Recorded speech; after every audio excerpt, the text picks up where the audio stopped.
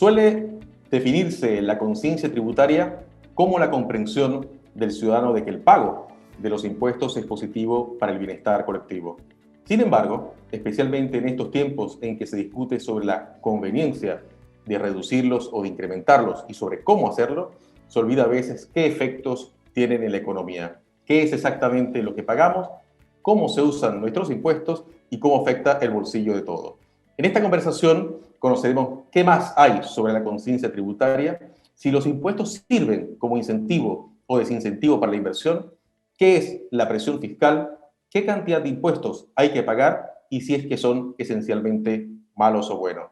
Soy Rafael Rincón y les doy la bienvenida a Navegando en Aguas Turbulentas, un proyecto de la Fundación Crecer y Sanar IAIEP, para conversar sobre la libertad financiera en entornos desafiantes. Hoy nos acompaña desde Madrid, España, María Blanco. María es profesora del Departamento de Economía de la Universidad San Pablo CEU de Madrid, también de la capital española. Realizó la licenciatura en Ciencias Económicas y Empresariales y el doctorado en Economía en el Departamento de Historia Económica e Instituciones de la Universidad Complutense de Madrid. Sus intereses de investigación son diversos y abarcan desde el uso de las matemáticas, de la historia del pensamiento económico, hasta el análisis económico de las principales obras maestras literarias, o el papel del empresario en el sistema capitalista. Su investigación está cerca de la Escuela Clásica de Economía, la Escuela Austríaca de Economía, la elección pública y, más recientemente, el enfoque de la psicología evolucionista y las neurociencias a la economía. También es profesora asociada de liderazgo en ILEAD, en su universidad. María Blanco también colabora en Inversia, que es el suplemento de economía del español, y en el pasado ha colaborado en televisión y radio en diversos medios. Colabora asiduamente con think tanks españoles y de otros países y es miembro de la Montpellier Society. Ha publicado 4 libros, hoy vamos a hablar, por cierto, de uno de ellos, un poco: Las tribus liberales, Afrodita desenmascarada, Hacienda somos todos, cariño, en coautoría con Carlos Rodríguez Brown y Luis Daniel Ávila, y Votasteis estos, tenéis estos. Así que bienvenida, María, muchísimas gracias por acompañarnos hoy en Navegando en Aguas Turbulentas. Muchas gracias, es un placer y un honor para mí. Muchísimas gracias por acogerme en vuestra casa. Bien, María. Bueno, antes de empezar, María, quiero pedirle a todos los participantes que preparen sus preguntas en la sección de preguntas y respuestas. Tienen el chat para eso. Las vamos a hacer al final, luego de esta conversación. Pero María, al inicio, y vamos a comenzar con eso, dijimos que suele definirse la conciencia tributaria como la comprensión del ciudadano de que el pago de los impuestos es positivo para el bienestar colectivo. ¿Tú estás de acuerdo con esa definición? ¿Qué es para ti exactamente la conciencia tributaria? Claro, la conciencia tributaria en principio se refiere exclusivamente a los tributos. Yo prefiero hablar de conciencia fiscal. Es verdad que se define la conciencia tributaria como la necesidad de que el ciudadano se dé cuenta de lo bueno que es pagar impuestos, porque obviamente pues no es muy popular, ¿no? El pago de impuestos, cuando no se refiere a algo que incide directamente en tu vida, por ejemplo, pagar las tasas de recogida de basuras, es algo que ves porque cada noche viene el camión con los basureros a recogerte de la basura y es algo que ves. Pero hay muchas otras cosas que a lo mejor no se ven y que quienes argumentan que es necesario despertar esta conciencia tributaria creen que, bueno, pues como no se ven, el pago de tributos es impopular y es necesario educar a la gente. Por mi parte, yo creo que lo que es necesario es la conciencia fiscal, porque cuando hablamos de teoría fiscal, no estamos hablando solo del pago de impuestos, estamos también hablando de la deuda y estamos hablando del equilibrio presupuestario principalmente, ¿no? Entonces, si observamos los impuestos y el fraude fiscal, y también observamos el gasto por parte de los gestores políticos y el mal gasto, el mal uso del dinero, el endeudamiento por parte del sector público, el déficit, el poco balance entre ingresos y gastos de todos los ámbitos del sector público, y además a eso le añadimos la corrupción, creo que tal vez quienes deberían despertar sus conciencias son quienes gastan más que quienes les ingresamos, ¿no? a ellos. Y María, y según tu experiencia, tú no solamente vives en España, sino que además viajas mucho, conoces bastante Hispanoamérica, América Latina, has estado en Chile, por cierto, y según tu experiencia, María, esta conciencia tributaria o esta conciencia fiscal, que tú has hecho esa separación, esa división de conceptos, ¿te parece que es algo común, es algo que está extendido en la cultura económica de las personas? No necesariamente. Hay diferentes países que tienen diferente cultura política y en función de la cultura política el pago de impuestos es más aceptado y fíjate, curiosamente son los países donde hay más exigencia a los políticos, donde esta cultura política les lleva a ser más espabilados, si quieres, más diligentes, más preocupados por exigir a los políticos que cumplan con su obligación, donde más se penaliza el mal uso, la malversación de cada euro, cada dólar o cada peso pagado por los ciudadanos, allí donde más se exige a los políticos es donde más se confía en el sistema tributario porque se entiende que todos estamos como en el mismo nivel, nunca vamos a estar en el mismo nivel, pero todos somos sujetos de esta exigencia, todos estamos cubiertos por este paraguas que es el Estado de Derecho que nos exige a todos cumplir con las mismas normas, que es una gestión adecuada de los recursos públicos, la colaboración, por un lado, por parte de los contribuyentes y, por otro lado, la buena gestión de los recursos y el respeto por el trabajo ajeno por parte de quienes se dedican, quienes tienen como misión gastar adecuadamente el fruto del esfuerzo de los ciudadanos. Entonces, efectivamente, allí donde hay más corrupción, donde el ciudadano es más negligente, no exige al Estado o tiene esta idea de indefensión aprendida, es un término psicológico que refleja un fenómeno en el que uno piensa que, bueno, ¿yo qué puedo hacer? No puedo hacer nada, no puedo hacer nada, y eso termina, esa repetición de esta pauta termina convirtiéndose en una parálisis absoluta y que te dé ya todo igual, pasotismo y negligencia, al final es negligencia política, ¿no? En estos países donde el ciudadano cree que no puede hacer nada porque las leyes, porque no se siente protegido por las leyes, porque ve esta asimetría entre lo que hacen los gestores públicos o lo que hacen determinadas élites, ¿no? Que están protegidas por este sector público.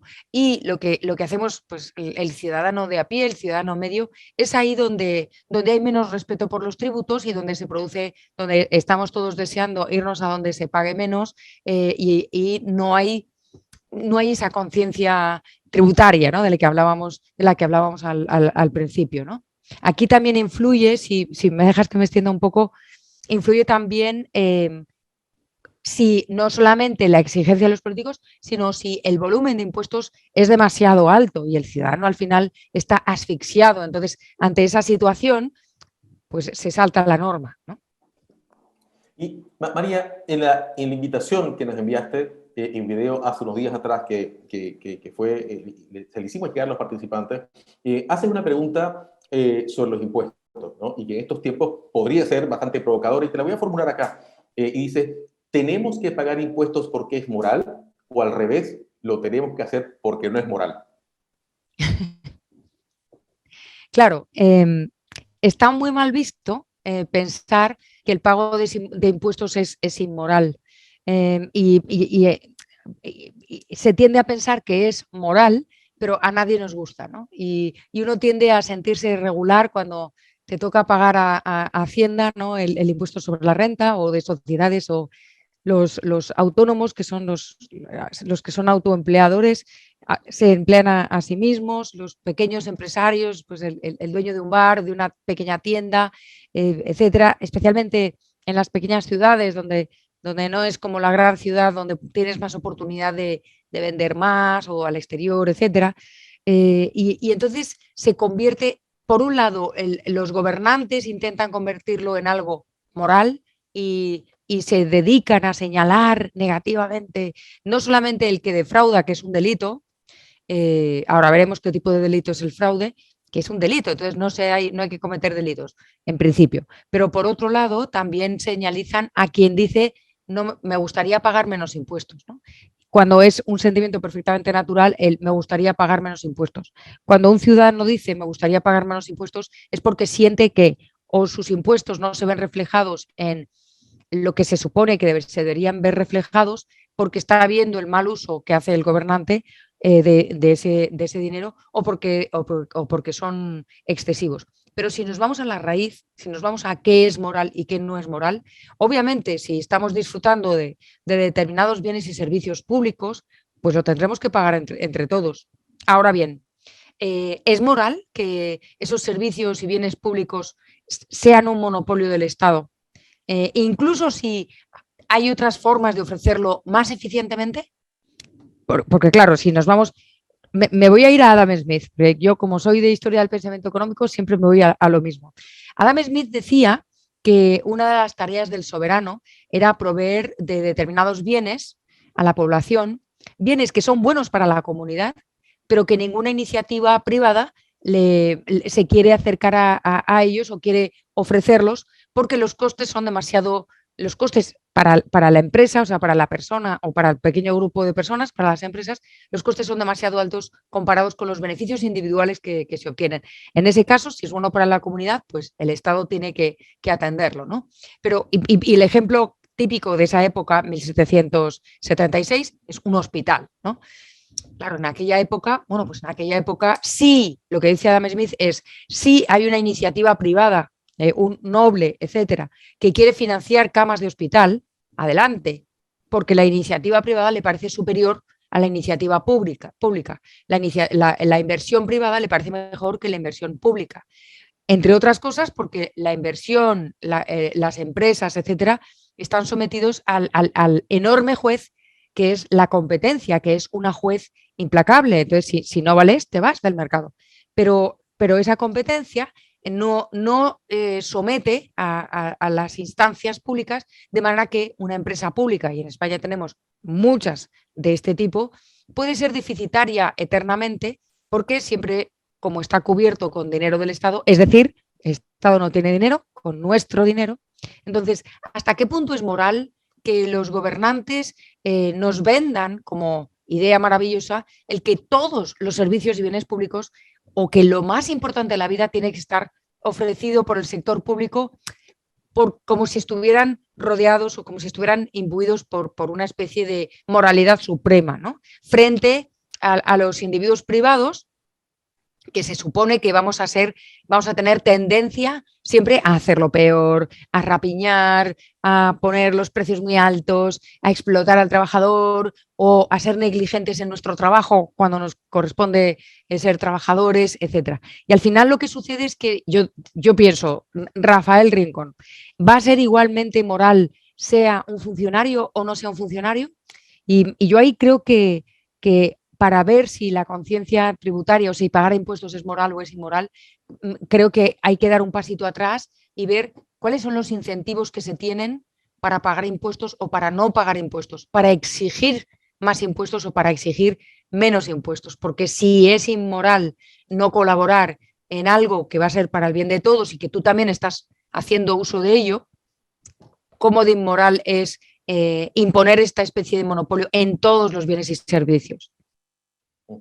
María, voy a darle una vuelta más a de tuerca a esta pregunta, porque una de las cosas que sí se ha puesto mucho en el debate en Chile, y yo sospecho que puede ser que en España también ocurra, y he visto en otras partes donde está, es el asunto de los súper ricos. Entonces dice, bueno, no hagamos que las personas más pobres o la clase media paguen demasiados impuestos, entonces, bueno, vayamos a los súper ricos. Y bueno, ahí está una categoría que habrá ciertos criterios para definirlo. ¿Y qué opinas tú de este punto, ¿no? De decir, bueno, vayamos entonces a aquellas cosas que tienen muchísimo más dinero, porque lo justo es entonces que ellos paguen mucho más. ¿Cómo lo ves? Tiene su lógica, ¿eh? Tiene su lógica, pero vuelvo al tema de los incentivos. Y mi punto es el siguiente. Si asumimos que los súper ricos son los que van a pagar por todos, ¿qué incentivos estamos generando? O sea, ¿qué esperamos que suceda? Incluso si sobre el papel la idea de, oye, el que más tiene, que pague más, puede suponernos, puede resultarnos adecuada, es fácil, es una lógica muy simple. ¿Y por qué es tan simple? Encierra algo ahí raro, ¿no? Se vende muy bien, como eslogan es fenomenal. Oye, el que más tiene, que más pague. El que tiene menos, que pague menos. Eso da la sensación de que es como sota, caballo y rey, o sea, 2 más 2, 4, ¿no? ¿Por qué no va a ser así? Parece lo justo. Parece lo justo. A mí me gustaría de nuevo plantear el tema de los incentivos. Si cualquier ciudadano sabe que si declaras tener una renta muy bajita, van a extraer riqueza de los súper ricos, van a extraer rentas de los súper ricos y te la van a transferir a ti, ¿qué incentivos tienes? ¿A declarar más renta o a declarar menos renta? A declarar menos renta para que te transfieran dinero. Si eres súper rico y eres capaz de generar, tanto porque lo hayas heredado, tanto porque lo hayas conseguido por tus propios medios, no me importa el origen, porque ese es otro tema, ¿no? Pero rico, rico, rico porque se lo ha currado, se lo ha trabajado cada uno, o rico porque lo ha heredado, ¿no? Como si ahora el tema de la herencia, el tema de los súper ricos y de los impuestos es muy importante.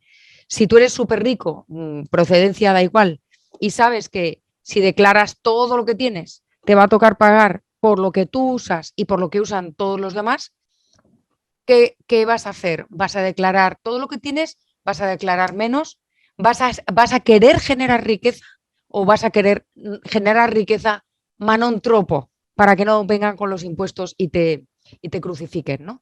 Entonces, si lo que queremos es que la gente menos favorecida pueda colaborar con una cantidad que no les suponga un estropicio y un roto en su economía y en su presupuesto, pero pensemos más allá de lo fácil, más allá de, bueno, que vengan los ricos y que paguen por todos. Porque lo que se está generando es una sociedad dividida entre los productivos y los extractivos, los que dan de vivir a los demás y los que viven de los demás, ¿no? Y esta mentalidad vicaria de vivo de los demás es malísima. Para empezar, para la dignidad humana. Para empezar, para la dignidad humana. El saber que no tienes autonomía, sino que dependes de que haya un sector productivo que trabaje para solucionarte la vida es psicológicamente, desde el punto de vista de la psicología individual y de la psicología social, es lo peor, ¿no? Lo que hay que incentivar es que tú sepas que tienes poco, pero que si trabajas vas a progresar, ¿no? El que haya un futuro venturoso, el que tú puedas llegar a ser súper rico pasado mañana, el que tus hijos o tus nietos puedan llegar a mejorar su existencia y puedan llegar a colaborar con la sociedad o hacer lo que les parezca mejor, esa esperanza en el futuro, esas expectativas, son las que generan incentivos de hacer que la economía crezca más, ¿no? Y luego el tema de la herencia, no sé si prefieres que pare aquí. No, no, adelante, María. No, okay. Ibas a decir El algo tema de de los herencia. súper ricos, justo, el tema de los súper ricos, legítimos o no. Si tú te has fabricado tu riqueza, como por ejemplo en España tenemos al fundador de Inditex y de las tiendas estas Zara, que todos conocemos porque yo he estado en Zara, en Santiago de Chile, Amancio hay en Ortega, todos ¿no? sitios. Claro, Amancio Ortega. Amancio Ortega es nuestro súper rico. Hay otros, ¿eh? Pero es nuestro súper rico. Y es un súper rico con el que nadie puede, al que nadie puede atacar porque empezó siendo repartidor de camisas, ¿no? Trabajaba en una camisería en un pueblecito en Galicia, donde todavía tiene la residencia, y bueno, pues de ahí pasó a lo que tiene, que es todo un emporio, ¿no? Entonces nadie le dice nada. Pero ¿qué pasa con los hijos de Amancio Ortega? ¿No? Con sus hijas en concreto, o con los nietos que tenga. Amancio Ortega no tiene derecho a pensar, voy a generar toda esta riqueza que por otro lado hay que decir que está dando de comer a muchísimas familias en el mundo, está generando riqueza, está activando la economía, está desarrollando nuevos diseños, está llevando la marca España por el mundo, o sea, está haciendo muchas cosas. Pero no tiene derecho Amancio Ortega a pensar, con toda esta riqueza quiero que mis hijos y mis nietos tengan una mejor educación, etcétera, etcétera. Tiene que venir alguien a decir el límite de sus sueños. O sea, cuando tú vienes de la nada, tienes que querer lo mejor para tus hijos y tus nietos, pero hasta un punto. ¿Quién viene aquí a decir qué punto? ¿No? Entonces, es muy complicado el tema de la herencia porque desincentiva muchísimo la creación de riqueza. Y aquí en España tenemos un ejemplo muy bueno que es Navarra, ¿no? Que es una zona que está al norte, a la derecha, pegado en Pirineos. Tenemos los Pirineos de Huesca, de Navarra y de Cataluña. Pues ahí Navarra es una región súper rica y gran parte de su riqueza se debe, aparte de que todos los pueblos están súper limpios, tienen muchísimo cuidado con el medio ambiente, con la estética de los pueblos. Es una cosa espectacular. Y cuando empiezas a rascar y a indagar por qué sucede eso ahí y no en Andalucía, Extremadura, Cuenca, o sea, en otras regiones, resulta que tienen un sistema tributario, ahora en Madrid también, donde no penalizan la herencia.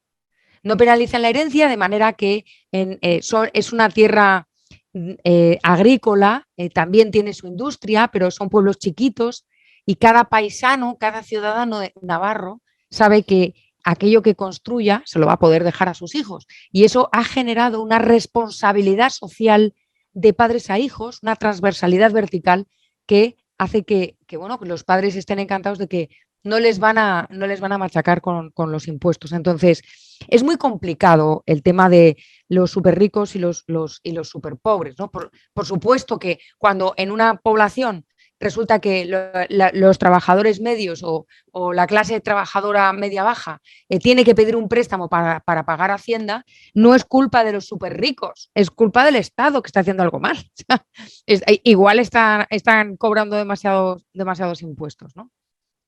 Fíjate, María, que en los minutos que llevamos conversando hay una palabra o hay dos palabras que han aparecido mucho, que es incentivos y desincentivos. Es decir, si hay algo que tiene que ver con el asunto de los impuestos es precisamente qué incentivos producen en la economía y nosotros y qué desincentivos hay. Ahora, María, uno de los argumentos a favor de tener impuestos altos o de subirlos es que permite redistribuir mejor la riqueza y combatir la desigualdad. Y hay una relación que es el asunto, bueno, impuestos, desigualdad, y con esto lo combatimos. ¿Cuál es tu punto de vista, María, en esta materia? Claro, a los ojos de cualquier persona, si tú tienes en mente, por ejemplo, todas las personas que se han ido a África o a ciudades, pueblos, aldeas muy deprimidas de cualquier sitio, pues, de Latinoamérica, de África, de Asia, etcétera, las zonas más deprimidas donde, digo África porque es el continente del hambre y se están muriendo. Y la esperanza de vida es muy baja y hay regiones que están verdaderamente deprimidas, están muriéndose de verdad, ¿no? Claro, y a continuación tienes a la hija de Amancio Ortega, que monta a caballo y participa en concursos y tiene varios caballos y ya está, ¿no? Entonces, parece que hay algo que te indigna, hay algo que te indigna. Te indigna la desigualdad. Pero ¿cómo se soluciona la desigualdad? Porque todos tenemos corazón, o sea, todos somos capaces de entristecernos al comparar ese tipo de situaciones, ¿no? Ahora, ¿cómo se soluciona? Yo no quiero darle lo de los ricos a los pobres porque yo creo que la propiedad privada es uno de los incentivos mayores que tenemos en nuestras economías occidentales avanzadas y creo que genera responsabilidad el tener una propiedad privada.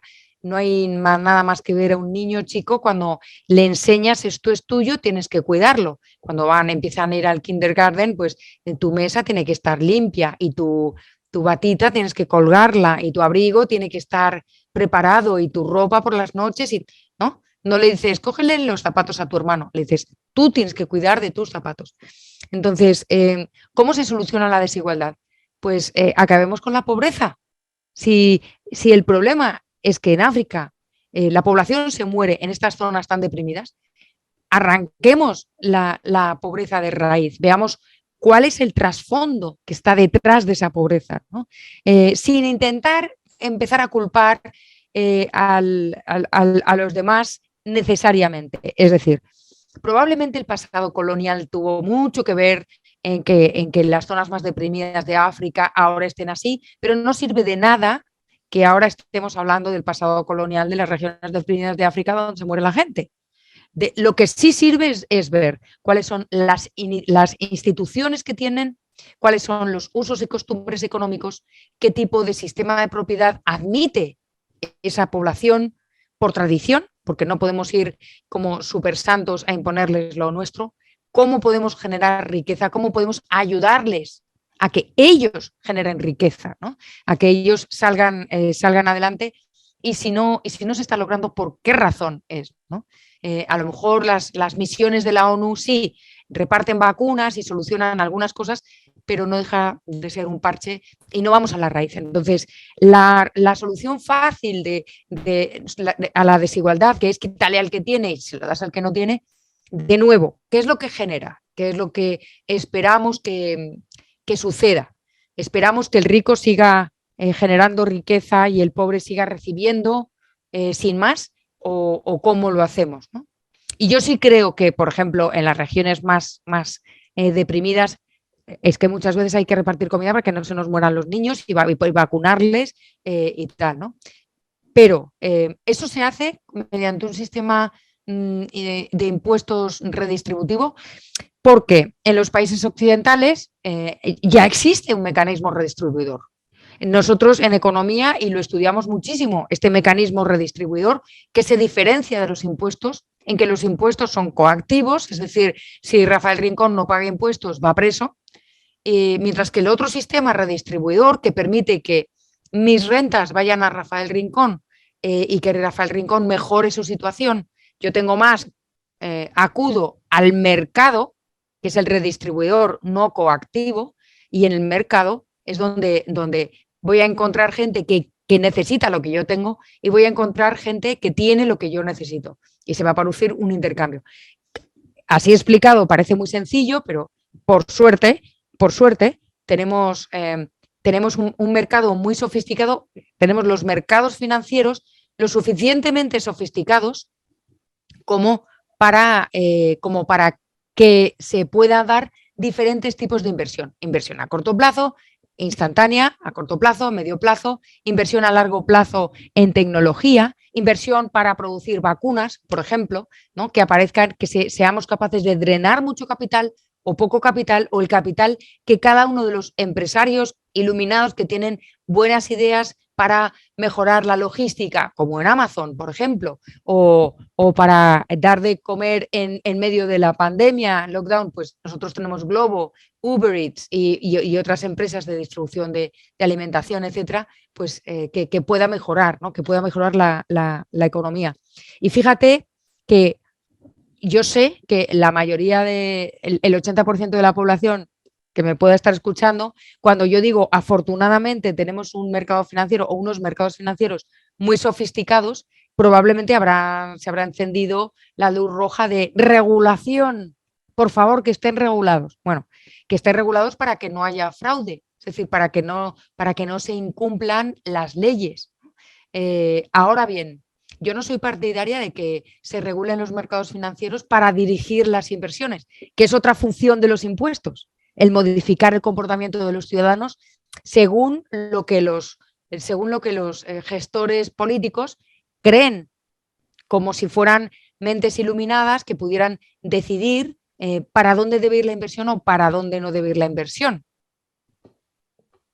María, bueno, ahí justamente hiciste una distinción importante, que es el asunto de cuál es el problema, ¿no? La desigualdad o la pobreza. En el discurso político en muchos países se ha instalado la idea de que es la desigualdad el problema, sobre todo en aquellos países en que la pobreza ha dejado de ser precisamente la principal cuestión, ¿no? Y ahora, María, te voy a llevar al asunto del ambiente, ¿no? Porque con todo este tema que ha copado también el debate público, el cambio climático, muchas cosas más, también aparece la idea de que, digamos, bueno, coloquemos los impuestos también altos, ¿no? A los combustibles, por ejemplo, para desincentivar, perdón, el uso del automóvil, ¿no? Según tu experiencia, según lo que has visto, ¿es esto algo efectivo? ¿Cómo está funcionando en el mundo, más allá de las particularidades, obviamente, de cada país?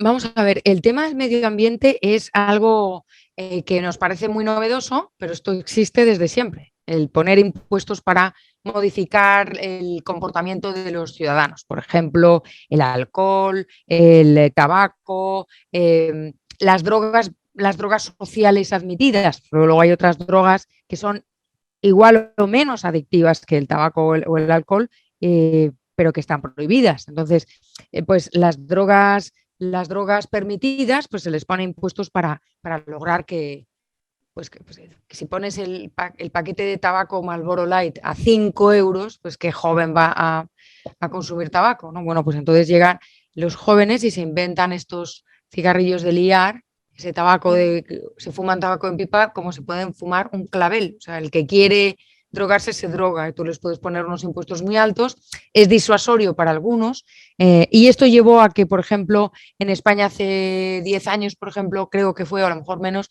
empezó a pensarse en poner un impuesto a las hamburguesas y a prohibir incluso las hamburguesas XXL porque la carne qué mala es.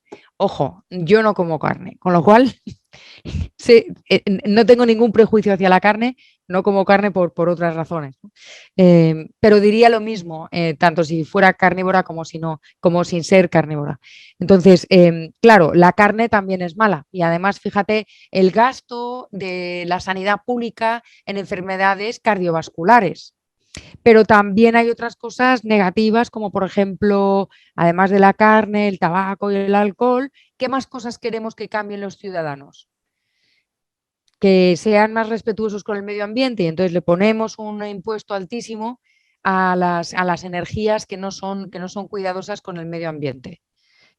Muy bien. Y entonces, ¿qué es lo que estamos haciendo? Si ponemos un impuesto a esas energías, estamos haciendo que a las energías que no son respetuosas con el medio ambiente, estamos encareciendo muchísimo el coste de producción de muchos empresarios y estamos impidiendo el acceso de las familias más pobres a esos bienes, ¿no? El otro día tuve una discusión que tiene que ver con este punto y no se refiere tanto a las energías limpias, pero se puede aplicar perfectamente. ¿En qué países es donde uno puede elegir entre usar una energía limpia o no? En mi discusión estábamos hablando precisamente del consumo de carne, ¿no? Y que comemos demasiada carne y que es excesivo y estamos cargándonos el medio ambiente porque esas ganaderías tan extensas, pues es que el CO2 terrible y entonces que hay que comer menos carne y que el gobierno tiene que decidir que comamos menos carne y hacer cosas para que comamos menos carne. Es similar, ¿no? Bueno, podemos pensar en energías verdes frente a energías no verdes. ¿En qué países podemos elegir entre energías verdes y no verdes? En los países mimados, en los países donde estamos estupendamente bien y, oh cielos, nos hemos vuelto con una conciencia medioambiental espectacular y podemos elegir y entonces que solamente que no se puedan utilizar las energías que están a nuestra disposición, ¿no? Porque si tú me dijeras que las energías verdes son eficientes, son baratas, son lo suficientemente eficientes y lo suficientemente baratas, pero a día de hoy no. O sea, a día de hoy es que no está logrado. Yo soy la primera que estoy deseando que se invente o que bajen los costes de manera que se puedan utilizar de manera espontánea. Es decir, porque tú empresario, a ti empresario, que tienes en tu conciencia la responsabilidad medioambiental individual, no te viene nadie a imponértela, decides que tú eliges energías verdes. Y a lo mejor si cuestan un poquito más, también las eliges, ¿vale? Pero si cuestan mucho más, son poco eficientes y todavía no están logradas, el que te pongan un impuesto a las energías tradicionales están frenando el desarrollo económico, están frenando el desarrollo industrial y están condenando precisamente a las poblaciones menos favorecidas, que son las que no se pueden permitir el lujo de tener desarrolladas energías verdes. ¿Cuáles son los países donde se desarrolla más la energía verde? Pues los países más desarrollados, con lo cual vamos a tener a los países africanos utilizando una energía carísima o bien comprándonos a nosotros energías verdes que no son eficientes. Entonces, yo creo que ahí con perdón y mucho respeto para quien no piensa como yo, pero hay que quitarse la careta y la hipocresía, ¿no? Nos gusta el medio ambiente, cuidamos el medio ambiente, educa a tus hijos para que cuiden el medio ambiente. Permite que haya inversiones, flujo de inversiones espontáneas, no fuerces el que haya inversiones por narices, porque ofreces incentivos artificiales, porque los empresarios son muchas cosas, pero idiotas no. Entonces, no van a invertir en energías verdes porque creen en ello, van a invertir para sacar tajada, porque son rent seekers. Entonces van a buscar van a estar en esta búsqueda de rentas como si de repente el gobierno decide, pues no sé, que lo que hay que hacer es cultivar sandías porque es lo mejor, lo más respetuoso del medio ambiente y lo que hidrata más la piel, yo qué sé, ¿no? Cualquier razón. Bueno, pues yo invertiré en sandías no porque crea que es sano, bueno, no me voy a comprar ese cuento, sino que voy a estar esperando la subvención, ¿no? Esperando la subvención. Y esto tenemos en historia económica muchísimos ejemplos de cómo cuando el gobierno ofrece una subvención a la vid, por ejemplo, se arrancan los olivos para cultivar vides. O al trigo se arranca lo que tengas cultivado para cultivar trigo y recibir subvenciones. No porque esta gente sea mala, no, es que responden a incentivos. Entonces, tú está muy bien el que haya una conciencia, el que cada uno, el educar a tus hijos y el difundir el mensaje, es que haya asociaciones de vecinos y de ciudadanos preocupados por el medio ambiente y que intenten que se ponga de moda cuidar la naturaleza. Perfecto. Me parece muy bien que haya empresarios cuidadosos. Ahora mismo en los fondos de inversión, los grandes fondos de inversión ya te exigen que las inversiones donde vas a poner el dinero que tengan responsabilidad social corporativa y dentro de ello el cuidado del medio ambiente. Entonces, y fíjate, sin que haya beneficio por parte del Estado, sino simplemente porque les parece muy cool decir, ojo, nuestro capital es un capital que participa en acciones medioambientales, ¿no? No nos importa si lo hacen pretending to be, o sea, no nos importa si es un gesto o no. Están invirtiendo por ahí y eso permitirá que bajen los precios de las energías verdes, que sean eficientes, que se puedan almacenar más allá de una pila y que sirvan para la industria, que es principalmente, o para los automóviles, que no está del todo logrado.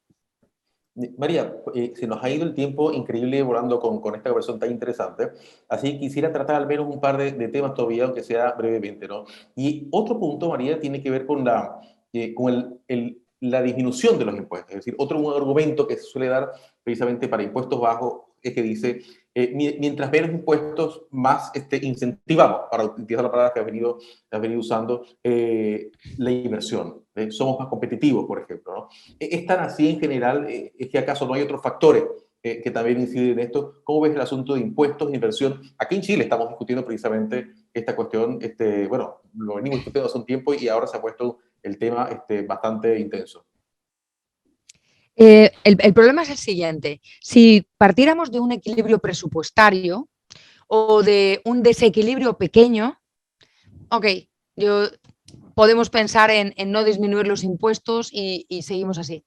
Pero es que venimos de unas sociedades, de unas economías, no sé cómo está exactamente Chile, pero me temo que vais por nuestro camino, donde el déficit público es altísimo, altísimo, es una parte súper importante del PIB, cuando no supera el PIB, y la deuda pública también. Y eso quiere decir que si tú quieres bajar impuestos, estás preparado para bajar gastos también. Porque si bajas impuestos pero no bajas gastos, lo que estás haciendo es engrosar la deuda pública. Entonces tienes que tener mucho cuidado para no incrementar ese déficit, que es el déficit público y la deuda pública son los impuestos que van a pagar tus nietos. Estás transfiriendo al futuro lo que estás gastando ahora y les estás dejando en herencia un lastre enorme, un lastre, una piedra colgada a su cuello de la que van a tener que tirar sin disfrutar de los bienes, de esos bienes de los que tú has disfrutado y que les has dejado esa deuda tan enorme. Entonces, es un tema tan grave, el tema de la deuda pública, que yo creo que para bajar impuestos los gobiernos tienen que estar preparados para ser muy responsables, muy concienciados, por eso te decía lo de la conciencia fiscal, para bajar también los gastos. Y obviamente el peso o el euro que está en el bolsillo del ciudadano es el mejor gastado, porque es el ciudadano el que sabe si lo que necesita es más educación o si lo que necesita es esto o lo otro. Y es el inversor privado el que se juega la piel, como dice Nassim Taleb, skin in the game, el que se está jugando la piel en el mercado todos los días y el que va a estar más interesado en descubrir aquellas empresas que generan un valor añadido en el futuro, según las teorías de value investing o de otras teorías, son los que más van a estar pendientes de dónde hay que invertir y dónde no hay que invertir. Y María, este programa, mejor dicho, este conjunto de conversaciones que estamos haciendo navegando en aguas turbulentas, es parte de un programa mayor de educación financiera. Y aquí la pregunta clave es precisamente esa, ¿no? ¿Qué debería hacerse desde la educación financiera precisamente para mejorar, llamémosla conciencia tributaria o conciencia fiscal entre los ciudadanos? La mayor parte de los ciudadanos probablemente ni siquiera recuerda que paga el IVA. Entonces, bueno, ¿cómo ves tú desde la educación financiera el esfuerzo que haya que hacer en ese sentido? Yo creo que sería un buen tema de investigación o de enseñanza el poner encima de la mesa, como parte de esta educación financiera, la generación de riqueza gracias a la inversión. Se nos olvida cómo las grandes inversiones o las medianas y pequeñas inversiones, por ejemplo, son la fuente de donde los pequeños propietarios, los pequeños inversores van a obtener sus rentas después, ¿no? A diferencia del Estado pagando un sueldo a las personas más mayores, ¿no? Necesariamente el Estado, sin que, como si los ciudadanos no pudiéramos ser pequeños propietarios, pequeños inversores, pudiéramos participar en el mercado. Somos capaces de elegir nuestro móvil, somos capaces, con lo difícil que es, o nuestra computadora, o nuestro coche, o el colegio de nuestros hijos, y estamos buscando cuál es el mejor colegio, etcétera, pero no somos capaces de, con un poco de asesoramiento, dónde invertir. Yo creo que la educación financiera es fundamental para eso, y creo que sería una buena idea el poner encima de la mesa toda la riqueza que añade a un país las finanzas, ¿no? El mercado financiero, porque de esa riqueza, de las rentas que se generan con esa actividad económica, también se pagan impuestos. Es decir, el mercado financiero para mí es el motor que empuja la economía, que genera puestos de trabajo, que genera rentas para los trabajadores, para las familias, para las instituciones, etcétera, y de ese crecimiento de la riqueza también una parte va al Estado, ¿no? Entonces, creo que desde la educación financiera sí se puede enseñar esta idea, ¿no? De cómo si vas a lastrar, si vas a ponerle peso al motor, si vas a ponerle palos a las ruedas, no esperes que el carro tire para adelante, ¿no? No va a poder, esto no va a marchar muy rápido porque le estás poniendo palos a las ruedas, ¿no? Y a lo mejor habría que darse cuenta de qué es lo que genera esta actividad financiera, no solamente las grandes inversiones, también las pequeñas inversiones. ¿En qué tipo de ciudadanos nos convertimos cuando somos responsables de nuestro dinero, responsables de dónde ponemos el dinero y de lo que hacemos con él? Quiero recordarles a todos que vayan colocando sus preguntas en el chat. Ya han llegado un par, porque vamos a pasar precisamente a eso. Pero antes de las preguntas, María, tenemos un minuto para un último punto que quería tratar contigo. Y es tu libro escrito precisamente con Carlos Rodríguez Brown, un reconocido economista, y con Luis Daniel Ávila, que se llama Hacienda, somos todos, cariño. Cómo nos engañan para que creamos que pagamos poco y por nuestro bien. Un título muy sugerente. ¿De qué trata el libro? ¿Por qué fue escrito? Y cuéntanos un poco más al respecto. Pues resulta que, por supuesto, un título tan maravilloso solo puede provenir de Carlos Rodríguez Brown, obviamente, porque es un genio. Entonces, aparte de que es mi maestro y amigo, pero a Carlos se le ocurrió escribir un libro sobre cómo es que nos convencen, cómo es que el gobierno a lo largo de los años, y nos remontamos a la época de Franco, o sea, nos fuimos a los años 70, cómo es qué tipo de mensajes nos han lanzado, qué tipo de retórica, los anuncios de televisión, los anuncios de periódico, los mensajes a dónde iban, para convencernos a todos que Hacienda somos todos. Hacienda es la agencia tributaria, es decir, quien recauda, ¿no? Quien recauda el IRS en Estados Unidos, pues nosotros es Hacienda. Por eso, como que la agencia tributaria somos todos, a quien todos los impuestos de todos es para todos.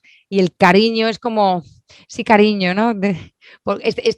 Esta versión dulzona con la que nos intentan recordar que el defraudador o que el que quiere pagar pocos impuestos es malo, es egoísta y que en realidad el peso que tú pagas en el impuesto sobre la renta de las personas físicas va a parar a la abuelita que está directamente. O al señor que está desempleado o al niño para su escuelita.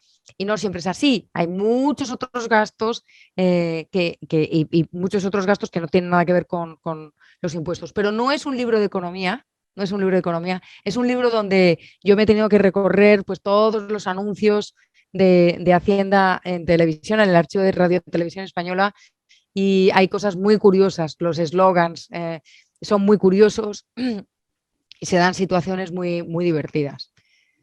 Debe ser Tengo que interesante decir porque... que Luis Daniel Ávila es de origen chileno. Yo le conocí en España, ahora mismo reside en Salzburgo, pero es un joven chileno. Y Carlos además me parece que es de origen argentino, si no me equivoco.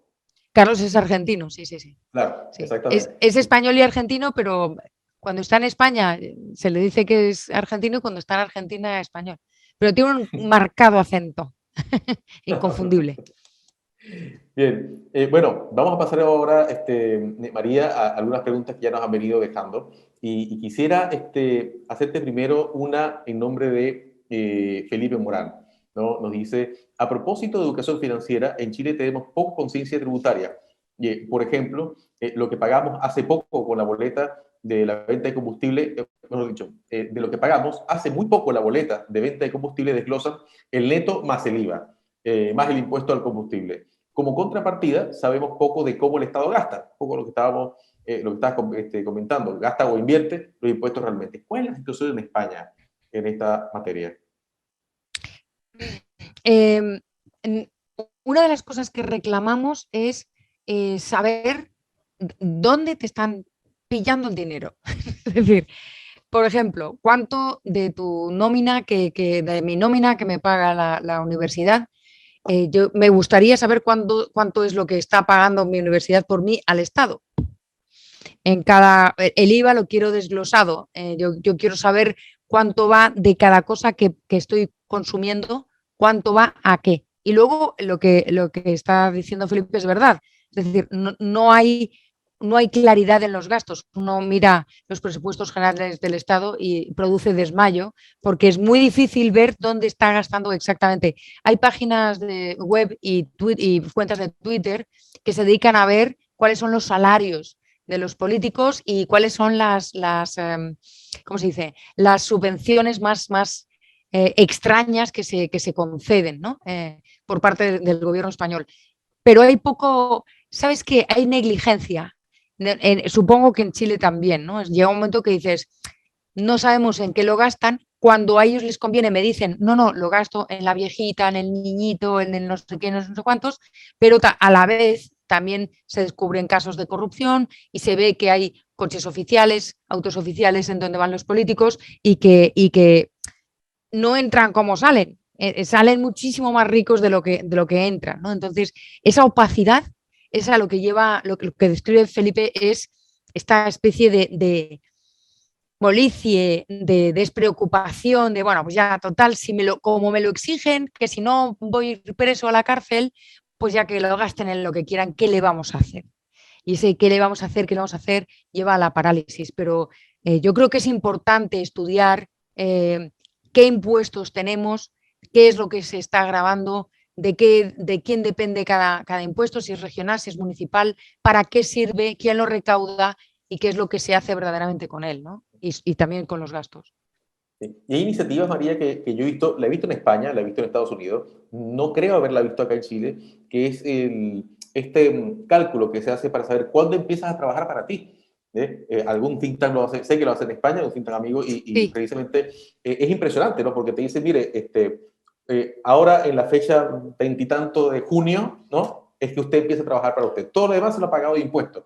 Claro, sí, prácticamente los primeros 6 meses del año yo trabajo para el Estado, toda mi renta. Y sé que solamente a partir de julio lo que gano es para mí. Es una buenísima medida. Es que habría que hacer un poco de didáctica de la presentación de datos, porque yo puedo decir, pago X miles de euros, pero si te digo, mira, es que hasta junio yo estoy trabajando gratis para el Estado. Es claro. otra cosa. Y María, Sí, tenemos es acá cierto. otra pregunta de Gabriel Navarro, y nos dice, ¿se puede bajar el impuesto cuando hay crecimiento del PIB real? Pues yo creo que sí. Es decir, si el tema de bajar los impuestos, mira, Gabriel, ahora mismo en la Comunidad de Madrid, en mi región, tenemos un gobierno de tinte bastante liberal que preside Isabel Díaz Ayuso, que entre otras cosas sacó la bandera en las elecciones de bajar impuestos. Ha bajado todos los impuestos que dependen de la Comunidad de Madrid, incluido la parte del impuesto sobre la renta de las personas físicas que depende de la Comunidad de Madrid. Para ello han tenido que analizar todo el sistema de fuentes del crecimiento económico para no lesionar, a dónde va el dinero, etcétera, etcétera, ¿no? Y han logrado, aunque sea rascar un poco, para efectivamente incentivar que precisamente deshacer justo lo que estaba comentando antes de, bueno, esta gente nunca me van a bajar los impuestos, ¿no? Curiosamente lo ha hecho el mismo partido que cuando estaba en el poder, llegó al gobierno, dijo no vamos a subir impuestos y subieron 17, 17 veces los impuestos en un año. Entonces, vaya usted a fiarse. María, creo que tenemos espacio por lo menos para dos o máximo tres preguntas más, pero aquí hay un interesante de Alberto Ferrari. Algo sugeriste ya más o menos al inicio, pero él va a un punto más específico. Dice, ¿cuál es la parte moral de pagar los impuestos de lo que son tus esfuerzos para entregárselos a los que nada o poco hacen por ellos mismos? No digo que realmente no hayan tenido, no digo los que realmente no han tenido oportunidades. Fenomenal, Alberto, pero ¿cómo sabes que no han tenido oportunidades? ¿Cómo sabes que no son oportunidades que han derrochado? Vamos a empezar como en el siglo XVI, XVII a analizar los pobres verdaderos y los pobres falsos como se hacía en la época de la Escuela de Salamanca. No lo hacía la Escuela de Salamanca, sino los que estaban enfrente, ¿no? Tomás de Mercado tuvo que defender el derecho del pobre a ser pobre sin que se le dijera, eres un pobre de verdad o eres un pobre porque eres un vago, ¿no?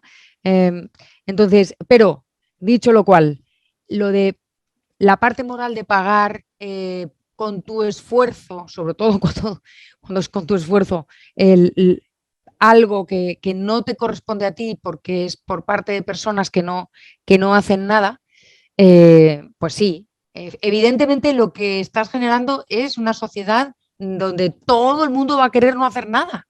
¿Sabes? Que es lo lógico. Si aquí están los que viven de los demás y aquí están los que mantienen a, pues es la historia de John Galt de Ayn Rand. Entonces, es la moral, por eso he cuestionado la moralidad del pago de impuestos en general.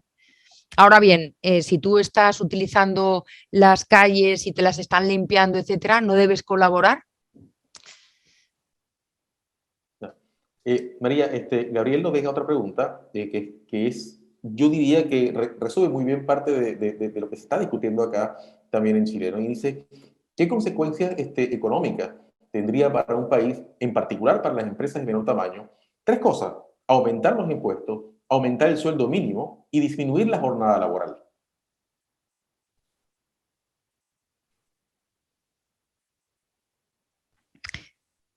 En España tenemos un 99% de pequeñas y medianas, pequeñas empresas y microempresas. Es decir, tenemos muy pocas grandes empresas, muy pocas. Entonces, me estás hablando de mi país. O sea, ¿qué pasaría con las pequeñas empresas si aumentamos los impuestos? O sea, imagino que me dices todo a la vez. La subida del salario mínimo lo más probable es que las pequeñas empresas no iban a poder soportar ese aumento de los costes, como si encima les suben los impuestos, pues ya el aumento de los costes es descomunal. Si disminuyes, y entonces ahí yo creo que habría empresas que tendrían que cerrar, tendrían que despedir trabajadores, despedirían justo a los trabajadores más vulnerables, y la disminución de la jornada laboral querría decir que tendrían que contratar más trabajadores. En mi país, por ejemplo, el mercado laboral está muy esclerotizado, con lo cual contratar es carísimo, carísimo. Despedirles es imposible. Con lo cual, pues, las tres medidas a la vez es una bomba. Estás Esa era destruyendo tejido. es el término que se me viene a Claro, la cabeza. bomba, ¿no? O sea, estás destruyendo tejido empresarial. No sé, ¿qué te ha hecho el país para hacer esto? ¿No? ¿Tan mal te caen? ¿No? Yo, la pregunta que me viene es por eso, porque es una bomba de relojería. Bien, María, se nos está acabando el tiempo, pero acá tenemos espacio, creo, para una última pregunta muy breve. Aquí nos dice Francisca Arce, en Chile un candidato quiere seguir el ejemplo de Grecia y Turquía. Tú estás más cerca, María. ¿Qué nos puedes comentar al respecto sobre Grecia y Turquía como modelo precisamente en estas materias? No conozco la economía turca, pero sí la griega.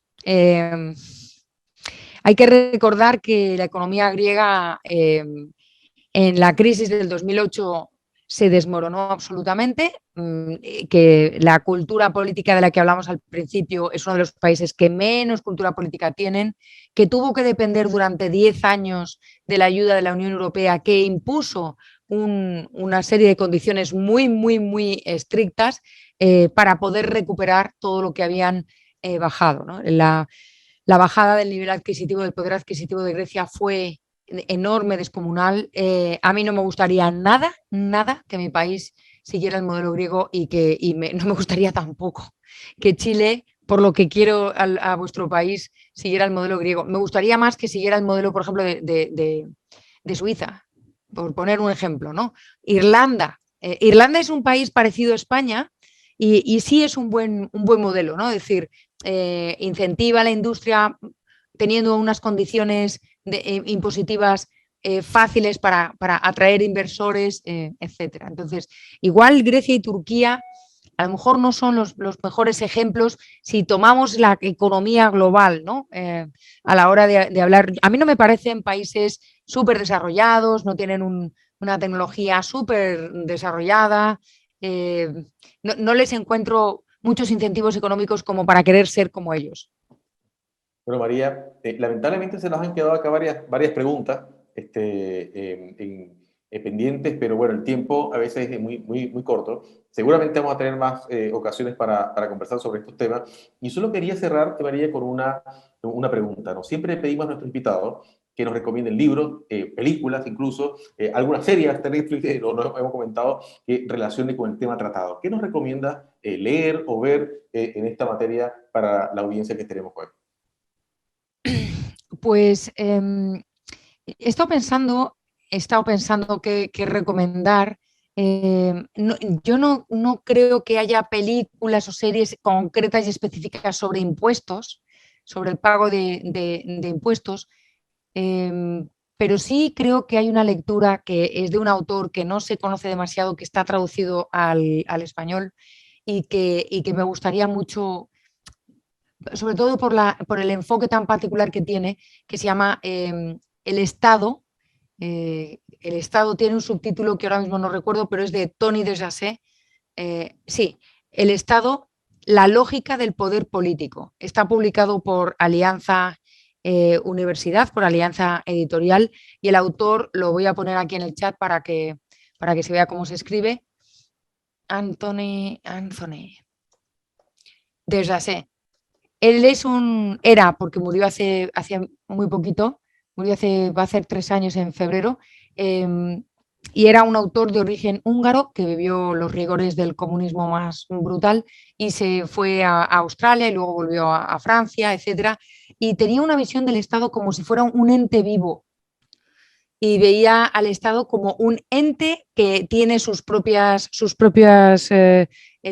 intenciones y sus propios objetivos que son diferentes de los objetivos de los ciudadanos y que intenta crecer y expandirse de una manera o de otra, ¿no? Es muy provocador, es un libro muy provocador y realmente yo cuando lo leí me cambió mucho la visión que tenía del poder político, ¿no? Ahí hemos dejado, María, en el chat el nombre, Anthony de Yassay, para que lo revisen en esta audiencia y puedan ver el libro. Así que, María, muchísimas gracias por esta conversación. Seguramente vamos a tener más de esta. Acá estamos recibiendo mensajes también de agradecimiento de los que nos escuchan hoy, de Francisca Arce, de Antonio Ferrari, para que agradecerte por todas estas ideas que nos dejaste y todas estas aclaratorias en materia de impuestos, justamente cuando es una conversión tan importante en tantos países. Así que bueno, María, muchísimas gracias. El placer y el honor ha sido siempre mío, ya sabéis dónde estoy, ya sabéis que yo nunca digo que no, y cuando queráis y estéis dispuestos a charlar conmigo de cualquier tema de economía, política, pensamiento o de cualquier otra cosa, de liderazgo, por ejemplo, de las tendencias del futuro, pues ya sabéis dónde estoy. Maravilloso, muchísimas gracias. Y bueno, a todos les invitamos a estar pendientes de la próxima invitación. Tenemos una más todavía de este ciclo, Navegando en Aguas Turbulentas, así que estén muy pendientes de las redes sociales de AYEP. Van a verlo en LinkedIn, en Facebook, en el newsletter, y entonces síganos y nos veremos en la próxima ocasión. Así que hasta luego. Saludos, María, desde ya buenas noches en Madrid. Ya son prácticamente las 10, si no me estoy equivocando. Las 10 de la noche, la hora de cenar. Así que nos estamos viendo. Bien, muchas gracias. Hasta luego. Muchas gracias a todos.